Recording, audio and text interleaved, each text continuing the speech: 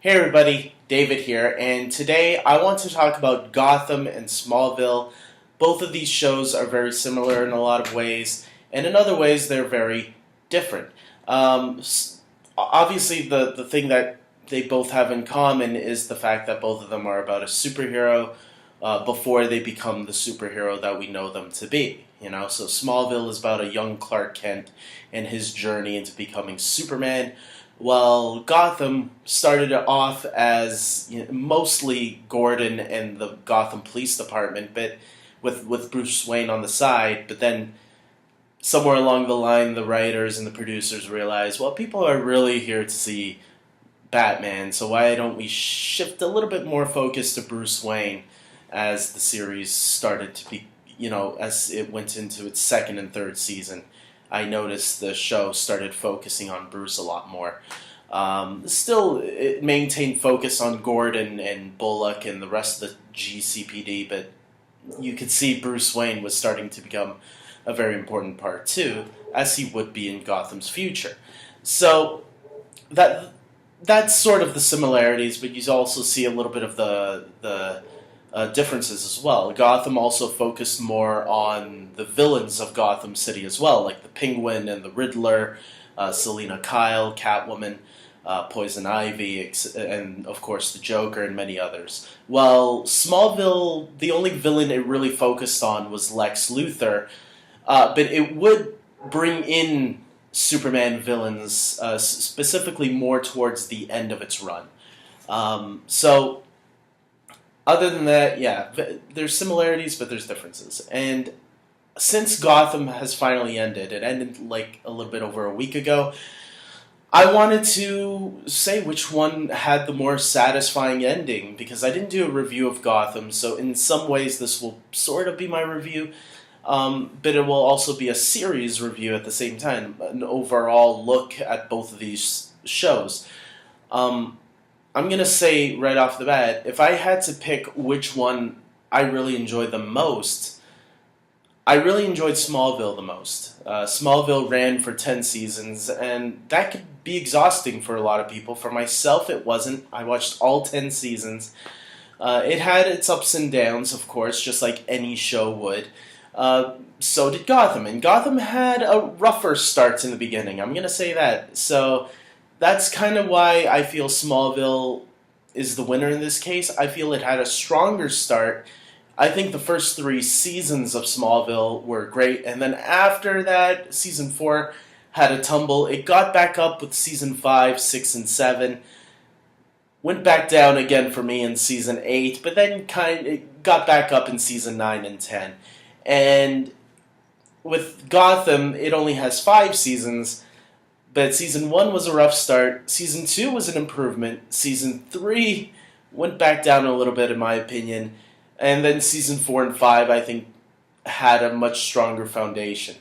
For the most part, though, I think Smallville really got to me emotionally, where Gotham never really got me emotionally invested the same way Smallville did. I think I do like the character of Clark Kent a lot more than the character of... I'm not going to say Bruce Wayne, because I really did like the way Bruce Wayne was handled in this show, and it kind of worried me because I feel like it could have dragged out if they went beyond 5 seasons, but I think 5 seasons was a reasonable way of taking it. I do feel Smallville did drag that out a little bit with Clark Kent. I feel Smallville should have ended at season 7.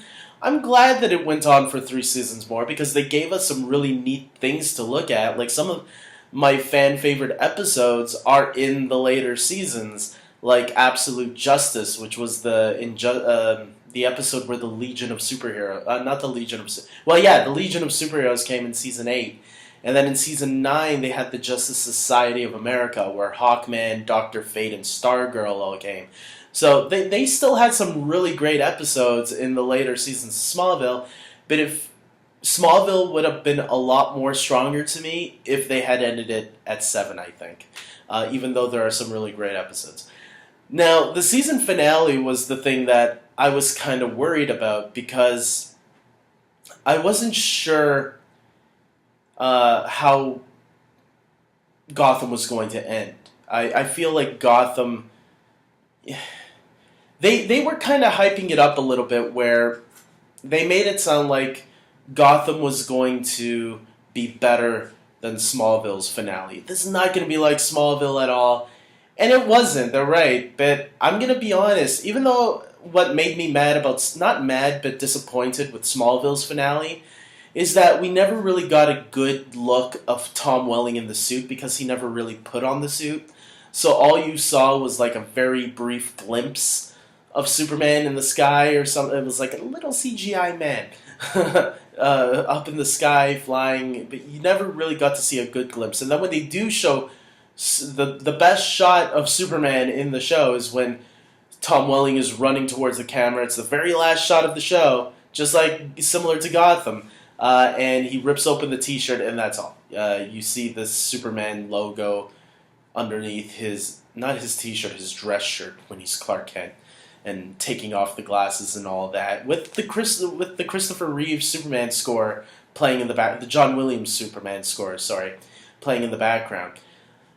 Gotham had a similar ending. You don't really see Batman until the final last shot of the episode.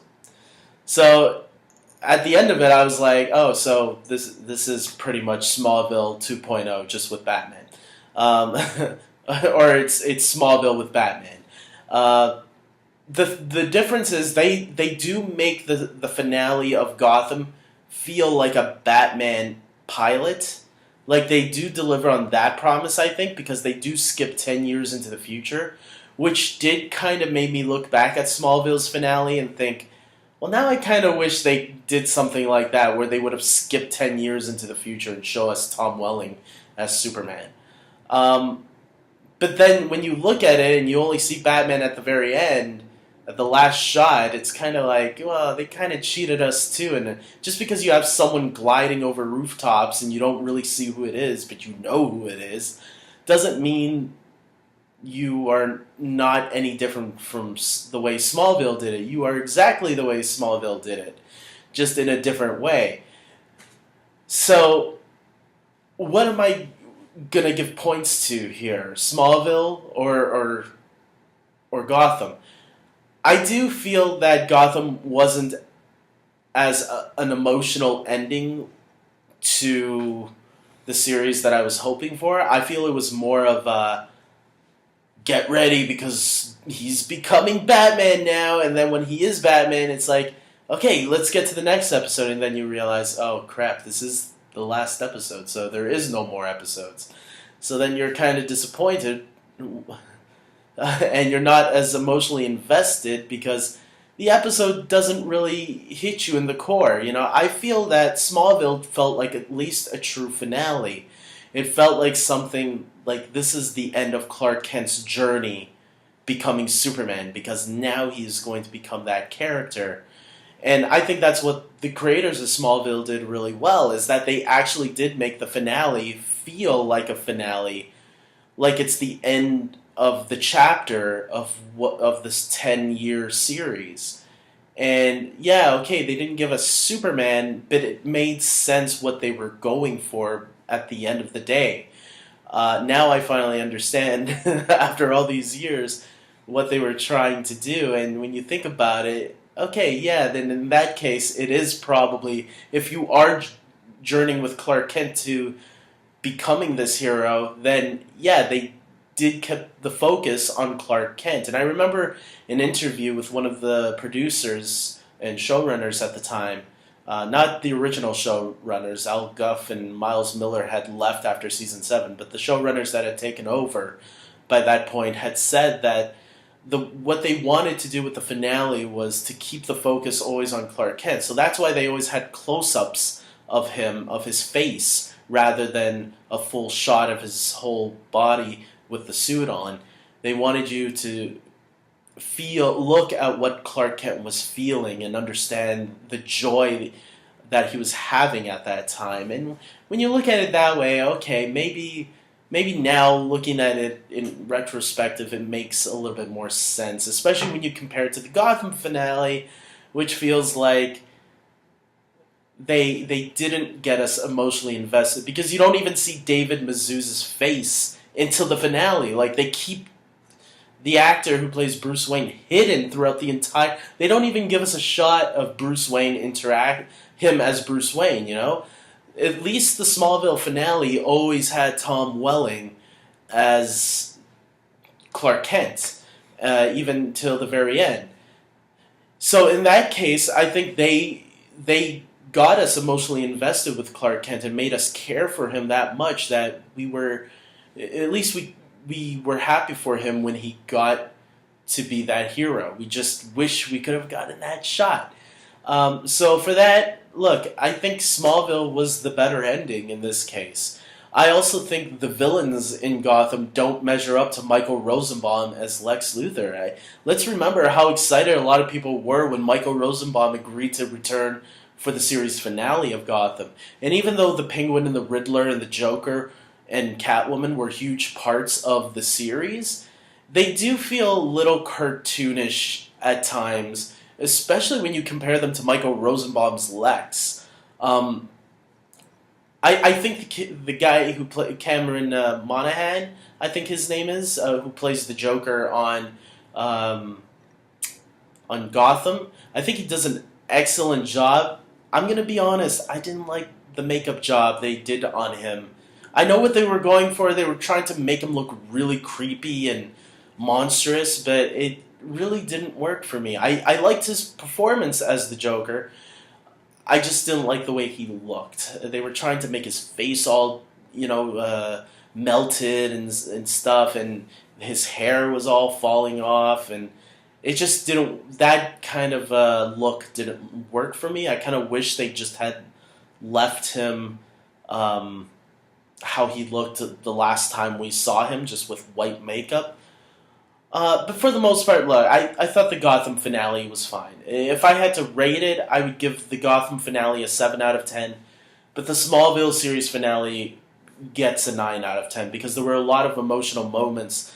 Like there was a scene with... I haven't seen the series finale of Smallville in a long time. Maybe I'll go back and rewatch it.